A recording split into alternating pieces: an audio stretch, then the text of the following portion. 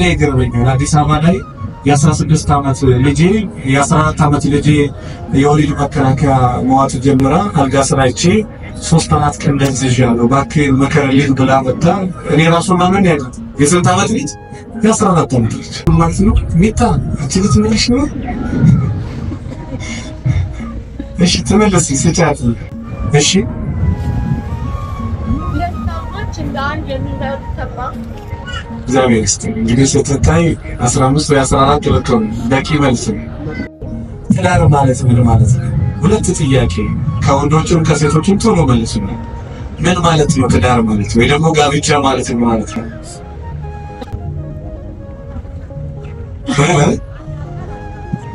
አንድ አካል አንድ አምሳል እግዚአብሔር ይስጥልኝ። እሺ ሌላ ትዳር ማለት ምን ማለት ነው? ወይ ደግሞ ጋብቻ ማለት ምን ማለት ነው? እሺ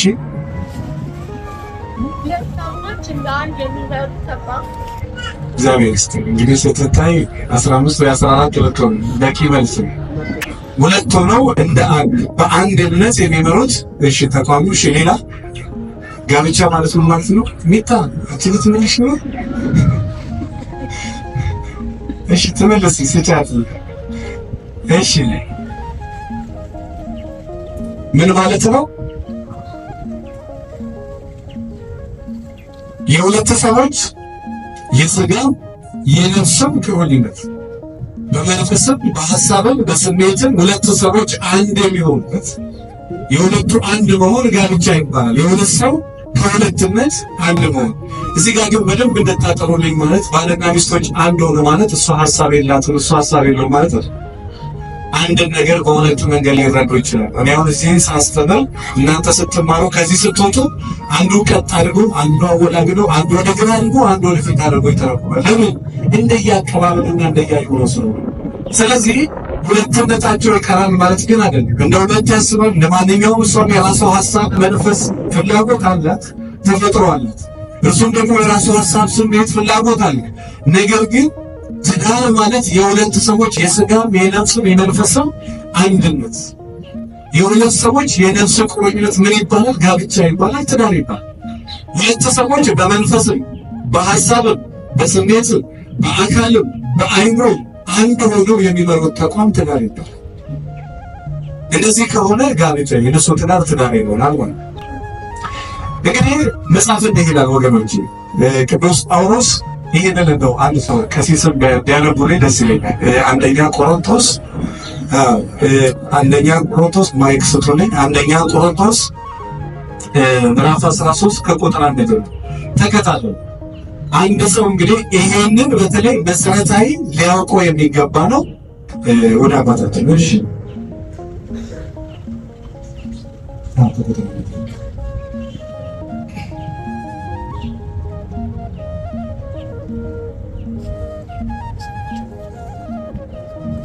በሰዎችና በመላእክት ሳትናገር ፍቅርን ከሌለኝ እንደሚጮህ ናስ ወይም እንደሚሸዋሸው ሰናሰር ሆኛለሁ። ትንቢትም ቢኖረኝ ሚስጥርን ሁሉና እውቀትን ሁሉ ባውቅ ተራሮችን እስካፈልስ ድረስ እምነት ሁሉ ቢኖረኝ ፍቅር ግን ከሌለኝ ከንቱ ነኝ። ድሆችን ልመግብ ያለኝን ሁሉ ባካፍል ሥጋዬንም በእሳት መቃጠል አሳልፌ ብሰጥ ፍቅር ግን ከሌለኝ ምንም አይጠቅመኝም። ፍቅር ይታገሳል፣ ቸርነትንም ያደርጋል። ፍቅር አይቀናም፣ ፍቅር አይመካም፣ አይታበይም፣ የማይገባውንም አያደርግም፣ የራሱንም አይጠብቅም፣ አይበሳጭም፣ በደልንም አይቆጥርም። ከእውነት ጋር ደስ ይለዋል እንጂ ስለ ዓመፃ ደስ አይለውም። ሁሉን ይታገሳል፣ ሁሉን ያምናል፣ ሁሉን ተስፋ ያደርጋል፣ በሁሉ ይጸናል።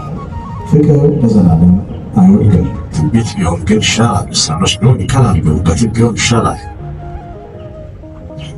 በቃ እሺ እግዚአብሔር ይስጥልኝ። ስለዚህ ያለኝን ሁሉ ለድሆች ብሰጥ ሰውነቴን እንዲቃጠል ለእሳት ብጋብግ ፍቅር ግን ከሌለኝ ምንድን ነኝ? ፍቅር ከሌለኝ እምነት፣ ፍቅር፣ ተስፋ ሦስቱ ነገሮች ጸንተው ይኖራል ለዘላለም። ከሁሉ ግን ምን ይበልጣል? ወልድንም ከመንበሩ ከላይ ከሳበው ምን ስለሆነ ወገኖች እንደው መጽሐፍ ላይ ዓለሙን እንዲሁ ወዶታል። እስኪ በሉ ዓለሙን እንዲሁ ወዶታል። እንግዲህ መጽሐፍ ቅዱስ ሚስት ባለቤቷን እንዲሁ እንድትወደው ባል እናንተ ባሎች ሆይ ሚስቶቻችሁን ምን በሉ? ውደዱ። እናንተ ሚስቶች ሆይ ምን በሉ? ባሎቻችሁን አክብሩ። ፍቅር ታጋሽ ነው። ምንድነው? ማግባት ያሰባችሁ ወገኖች ይሄ በደንብ እርግጠኛ ሳትሆኑ ግድ የላችሁም። ትንሽ ሰበት በትበሉ። ለእናንተም ይሆናል ለምትወዱትም ሰው ይሆናል። ፍቅር ምንድነው? ታጋሽ ነው። ደግሞም ቸር ነው። ምንድነው? አዎ የዛሬ 10 ዓመት በሰጠው አበባ ታስታውሻለሽ? አንቺ ብዬ ያን ቤት ገዝቼ ጤፍ አስፈጫለሁ የሚለውን ልኳል። በዚህ ዘመን ጤፍ የሚያስፈጨው እሷ ነው አይደለም? ለሷም ለራሱ ማለት ነው። እኔ አትክልት እገዛለሁ፣ አስቤዛ ገንዘብ ሰጣለሁ የሚሉኛል። እዛ አዲስ አበባ መጥቶ አስቤዛውን የሰጠኸው ለማን? ለሱ ነው ለራሱ? አሁን በቅርብ ይመጣል ከዚህ ከአዳማ ከዚህ መቶ ሰዎች ያስቡኛል። ምን አለኝ? አይ ተረዳት እንደው ሆር ስለወለደች ሆርሞን በዛባት ጸጌ እኔ ሆርሞን የለኝም እንዴ? እኔ ሆርሞን የለህበት አልኩኝ። እሷ ሆርሞን ይለያል። እና ምንድነው ያለው? ደግሞ ቸር ነው። ምንድነው? ቸር ልብ ያላት ሴት ሰታ ይበቃል። የአብርሃም ሚስት ከመሆኗ በፊት የይስሐቅ ሚስት ከመሆኗ በፊት ያደረገችውን ታውቃለች። ደግ ልብ ያላት ሴት ደግ ልብ ያላት ሴት ደግሞ ደግነቷ ከባልን ከራሷ አልፎ ለባሏ አይሆንም፣ ለጎረቤት ለዘመድ አይሆንም። ወገኖች ደግሞም ቸር ነው ይላል። ቸር ሰው ምን ይላል? ይታገሳል። ምን ይላል? ይሰጣል። ሰጥቶ ደግሞ ሰጥተው አይልም። በርበሬ ገዛለሁ፣ ሽሮ ገዛለሁ እሱ ምን ሆነውና ግዴታው ነው ብያቸዋለሁ። እግሩን አጥባለሁ እኮ በተሴት አለች። እግር ማጠበቅ ነው። እግር ማጠበቅ ነው። ጌታ ጎንበስ ብሎ የደቀ መዛሙርቱን እግር አጥቧል። እግር ማጠበቅ ነው። እሱ ጎንበስ ብሎ እግሯን ቢያጠብ ክብሩ ለማን ነው ወገኖች? እርሱ ነው። የሚስትን እግር ማጠብ፣ የባልን እግር ማጠብ፣ የጎረቤት የእንግዳ እግር ማጠብ። ጌታ ጎንበስ ብሎ የደቀ መዛሙርቱን እግር ካጠበ አንድ ሰው ጎንበስ ብሎ እንኳን የሚስቱን የመንገደኛው ነገር ቢያጠብ ክብሩ ለማን?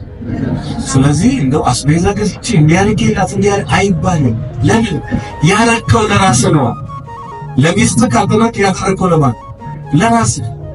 ሚስት ሰላም ቢሰማት፣ ሚስት ጤነኛ ብትሆን፣ ሚስት ደስተኛ ብትሆን የሚስት ደስታ ተመልሶ ወደ ማን ይመጣል?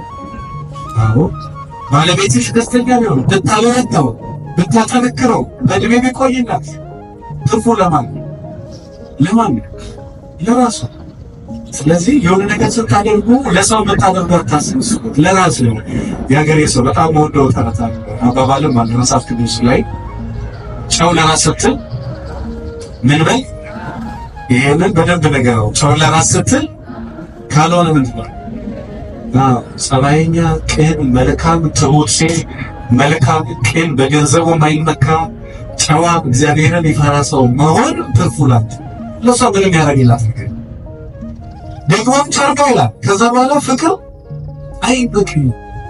ምን አይልም? አይበቅም። የእንትና ባለቤት እኮ መኪና ገዝቶላት እሱ እኮ መንገድ ላይ አንጥፎ ነው የሚቀበላት። ተገልብጦ ምን መብቱ ነው አይደል? ያ የነሱ ቤት ነው። የእናንተ ቤት ደግሞ ሌላ ነው። ምቀኝነት ነው የሚመስለው። የሰው ቤት ማየት የራስ ቤት ማናናቅ ስለው የሱ ሚስት እኮ እንደዚህ ነች ያርግለት። የሱ የሷ ባለቤት እኮ እንደዚህ ነው መኪና ገዛላት። ስለዚህ ጋሪውን ትቶ ቤት ይተኛ? እሺ ባጃጁን ትቶ ስራ ቤት ቁጭ ይበል? ፍቅር አይመቀኝም። ከዛ ምን አይመካም። ከዛ ፍሬ አይታበል። ምን አይልም? እንደው ደጋግማቸው ስለ እግዚአብሔር አንደኛ ቆሮንቶስ ምዕራፍ 13 ከቁጥር 1 ጀምሮ ሙሉ ማለት። ከዛ ደግሞ ተገቢ ያልሆነ ነገር አያደርግም። እንግዲህ ምናልባት በትዳር ላይ መማገጥ ሊሆን ይችላል። እንግዲህ ወገኖቼ ታማኝነት በተለይ በክርስትና ውስጥ በተለይ በቤተ ክርስቲያን አስተምሮ የመጀመሪያው ለክርስቶስ ያልታመነ ሰው ለክርስቶስ አይታመን። ለክርስቶስ መታመኑን መቼ ታውቃላችሁ? ለሚስቱ ሲታመን፣ ለባለቤቷ ስትታመን ለክርስቶስ መታመን ማለት ምን ማለት ነው? ትላንትና በጌታ ፊት በቤተ መቅደስ ሆኖ በእግዚአብሔር ፊት ቃል የገባናትን ቃል የሚጠብቅ በተለይ ታውቃላችሁላችሁ። ይሄ ቤተክርስቲያን በር እንደዚህ ዘግቼ እንደዚህ እንጀራዬን ይዝጋው ይክፈተው እኔ አልተላልክልህም እንደዚህ መስቀል ይበሳሳይ እኔ አንተ ነኝ ከዛ ከ5 ዓመት በኋላ እንደዚህ መስቀል ይበሳሳይ እኔ ካንተ ጋር መኖራች በደንብ አስቡበት ወገኖች ቃል ስትገቡ በደንብ አስቡ ምክንያቱም ዛሬ የምታስበው አይደለም የዛሬ 10 ዓመት የምታስበው ዛሬ የሚሰማ አይደለም ነገር የሚሰማ ስለዚህ አስበህ ያለከው ነገር እግዚአብሔር ጋር አጣላ ከሰው ጋር ማለት በጣም ደግሞ እዚህ ምድር ላይ አንድ መጥፎ ነገር አለ እሱ ምንድነው የሰው እንባ እኔ ብዙ 35 ዓመት 40 ዓመት 50 ዓመት ሞልቷቸው እያለቀሱ ባለቤቶች ነው ሴቶች በወንድ ሰበብ ህይወታቸው ተበላሽቶ በሴት ሰበብ ህይወታቸው ተመሰቃቅሎ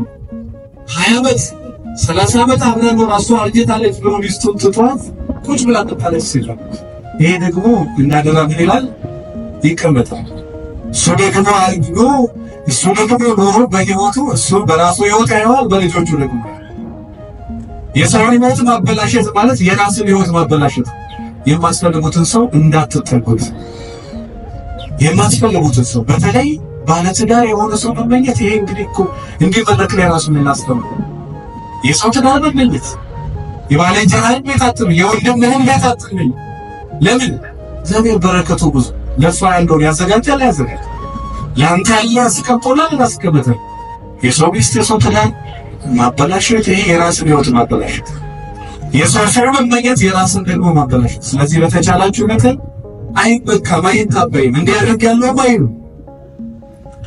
ከዛ ውጪ አይበሳጭ ምን አይልም ፍቅር ምን አይበሳጭ የኔ ትዕግስተኛ ሴት ነኝ ብትሉ ጃውቱ እንደው ታጋሽ ትዕግስተኛ ሴት ነኝ ትዕግስቴ ይቀድማል ከሰልቤ ከነገሬ ከቁጣዬ እሺ ዛጋ እግዚአብሔር ይባርካችሁ ከሆናችሁ አዎ ይሄ ዘመን ሰው ሁሉ ትዕግስት ያጣበት ዘመን ትልቁ ትንሽ ያሃውን ማብዳ ፍቅር ከእውነት ጋር እንጂ ከአመፅ ጋር ደስ አይልም ደስ አይሰኝ ደስ የሚለው ከምን ጋር ከእውነት ጋር ከአመፃ ጋር ደስ አይለው ፍቅር ደስ የሚለው ከምን ጋር ከእውነት ጋር ፍቅር ሁል ጊዜ ይታገሳል እስኪ ምን በሉ ፍቅር ሁል ጊዜ እንደሌላ ይታገሳል እንግዲህ ባለትዳሮችም ከሆናችሁ ነገ ማግባትም ከፈለጋችሁ ሁል ጊዜ ትዕግስትን ገንዘብ አድርጉ ትዕግስት ማለት በመከራ ውስጥ በፈተና ውስጥ የመቆየት ጥበብ ትዕግስተኛ ከሆናችሁ በህይወታችሁ ብዙ ነገር ተስተካክሎታል ዛሬ ያስጨነቃችሁ ትዳር ዛሬ ያስጨነቃችሁ መኖሪያ ቤት ልጅ ሁሉ ተስተካክሎታል ምን ሆነች ትዕግስተኛ ትዕግስት ከሌለ ግን ስለምትቸኩሉ መስፈልጉትንና በትመኙትን እንኳን አታዩ ማናየ ስለዚህ ፍቅር ሁሉ ጊዜ ምን ይላል ይታገሳል ሁሉ ጊዜ ያምናል ምን ይላል ወገኖች ያምናል ሁሉ ጊዜ ደግሞ ምን ያደርጋል ተስፋ ያደርጋል ነገ ልትስተካከል ትችላለች ብዙ እናውቃለን እኮ ከተማ ውስጥ አስቸጋሪ የሚባሉትን ሴቶች አምጥተው አስተምረው ንስሐ ሲገቡት ለቁርባን ያወጡ ሰዎች እናውቃለን ያላመኑትን አሳምነው ዛሬ በወንጌል ወገኖች አሳምነው ዛሬ በፍቅር ገዝተው ነው መጽሐፍ ደግሞ መልካም ስራቸውን አይተው በሰማይ ያለ አባታችሁ እግዚአብሔርን ያከብሩ ዘንድ ብርሃናችሁን ይበል ይሄ ነው ክርስትና ይሄ ነው ህይወት ወገኖች ፍቅር ካንቶ አይወርቅም ፍቅር ሁል ጊዜ ይታገዛል ሁል ጊዜ ያምናል ሁል ጊዜ ተስፋ ያደርጋል ሁል ጊዜ ጸንቶ ምን ይላል ይቆያል ጸንቶ ይቆያል ስለዚህ ይሄን በማስተዋልና በጥበብ እንድንበራበት እግዚአብሔር ሁላችን ይርዳን ቀጥሎ ያለው እንግዲህ ያለልዩ ነው ፍቅር ከሌለን ከንቱ ነው ፍቅር ያለው ሰው ክርስቶስ ነው ክርስቶስ ምን ስለው ፍቅር ክርስቶስን መታኪው ፍቅር የሆነው ክርስቶስን መታኪው እሺ ከዚህ ቀጥሎ ያለው ነገር ይሄ ነው አታማረግ ይላል እየጨረስኩ ነው ጋብቻ ይሄ መጀመሪያ ቀን ስለሆነ ብዙ አላበዛባችሁ ጋብቻ በሁሉ ዘንድ ይከበር በጌታውም ንጹህ ይሁን ምክንያቱም እግዚአብሔር በአመንዝራዎችና በሴሰኞች ላይ ይፈርዳል እኔ ቅዱስ ጳውሎስ ቤቻላችሁ በአንደኛ ቆሮንቶስ ምዕራፍ 7 ቁጥር 1 ቤቻላችሁ እንደማን ነው እንደኔ እንግዲህ ወንድ አልፈልግም ብሎ ሳዚህ ያው ሳይሆን ከተቻለ በቅድስና እሱ ንጹህ ሐዋሪ ነው እና ንጹህ ነገር ይሁን ሴትም ከሆነች ከወራን ጠብቅ እኔ ገርበኛል አዲስ አበባ ላይ የ16 ዓመት ልጅ የ14 ዓመት ልጅ የወሊድ መከላከያ መዋጥ ጀምራ አልጋ ስራይቼ 3 4 ቀን እንደዚህ ያለው ባክህ መከረልኝ ብላ መጣ። እኔ ራሱ ማመን ያለው የስንት ዓመት ልጅ የ14 ዓመት ልጅ ምን ስላለ ስልክ ስላለ ዛሬ 3 ዓመት የ4 ልጆችን እዚህ ላይ ናቸው። የ14 ዓመት ህፃናትን እንግዲህ የወሊድ መከላከያ መኝታ ቤታቸው ከተገኘና ባሎችም እንደው ሚስቶችም ለልጆቻችሁ ትንሽ ተጠንቀቁ። ብዙ አይወራንም መንፈስንም ስሜትንም ይፈታተን ነገር ግን እነሱን ለመቆጣጠር መጀመሪያ ባልና ሚስቶች ሰላም መሆን አለባቸው። መኝታቸው ለሱ ንጹሃን ቅዱሳን መሆን አለባቸው። እንግዲህ አንድ ሰው ከማግባቱ በፊት በእነዚህ ነገሮች ቢጠነክር ጤናማ ነው። በመንፈስ ባይኖር በሰውነት በስሜት በቁምና ዝግጁ ቢሆን ያላገባችሁ ሰዎች ይህችን በደንብ ያዙ። በመንፈስ በአይምሮ በሰውነት በስሜት ጠንካራ የሆነ ሰው ሚስቱንም መምራት ሚስቱን ማስተዳደር ራሱ ያልተለከን ራሱን በአግባቡ ያልመራ እኔ ገርመኛል። አንዳንድ ሰው ከመጠጥ ሳይላቀቅ እንደው ሚስት መስጠቱት ይባል ምን በወጣት አብራት ተካተለ አረቄ ወጣታ አረቄ ማጥቃታ ሌላ ትግት 6 ዓመት እኔ ምን አውቃለሁ ከሱ እኩል ጠጪ ሆና ቁጭ ያለች እና አሁን ራሴን ነው ፈራው አለች። ራሴን ነው ፈራው ባለቤቴን ከዛ ሰጣለሁ ብዬ እኔ እዛ ውስጥ ነኛል እና አሁን ራሴን ፈራው። መጀመሪያ ሰው መስተካከል አለበት። መስተካከል ያስ ገብተን ሊሆን ይችላል። አዎ ነገር ግን መጀመሪያ አንተ ተስተካከል። ሌላ ሰው ወደ ራስህ ከማምጣት በፊት አንተ መጀመሪያ የተስተካከለ ሰው በቆሻ ማግባት ያልኳችሁ። ነገር ግን በመንፈስ ባይምሮ በስሜት ሰው መጠንከር ከዛ ውጪ ከምንም በፊት ፈቃደ እግዚአብሔር ቀጣይ ፈቃደ ማን ካልፈቀደ አይሆን? እግዚአብሔር የፈቀደው ራሱ ብዙ ፈተና አለው ወገኖች። እግዚአብሔር ያልፈቀደው ጋብቻ ለእናንተም ችግር። የአሜሪካን ሀገር ከዛሬ 4 ዓመት ነው ጀምሮ እስካሁን ድረስ በሺዎች የሚቆጠሩ ሰዎች በቁርባንና በተክሊል የውሸት ጋብቻ ተጋብተዋል። እኔ ሰው እግዚአብሔር በዚህ ደረጃ ካልፈራ እንደው እንዴት ነው የሚሆነው? በቁርባን ወደ አሜሪካ ወደ ጀርመን ወደ ካናዳ ለመሄድ በቁርባን ነው። ምን ነው ቢቀር አሜሪካ መንግስት ሰማያት መግባት አለ። ሰው በዚህ ደረጃ የውሸት ቁርባን ይዛ ተጋብቶ ሊሆን ይችላል። ጋብቻም ደግሞ በዛ ደረጃ የሚከለል አንዳንዶቹ የውሸት ነገር አግኝተው እነሱ የእውነት አሉ። ብዙ እናውቃለን። በድንገት ያገቡት የውሸት ተጋብተው ጋብቻቸውን የእውነት አድርገው ቢኖሩ ሰዎች ነው።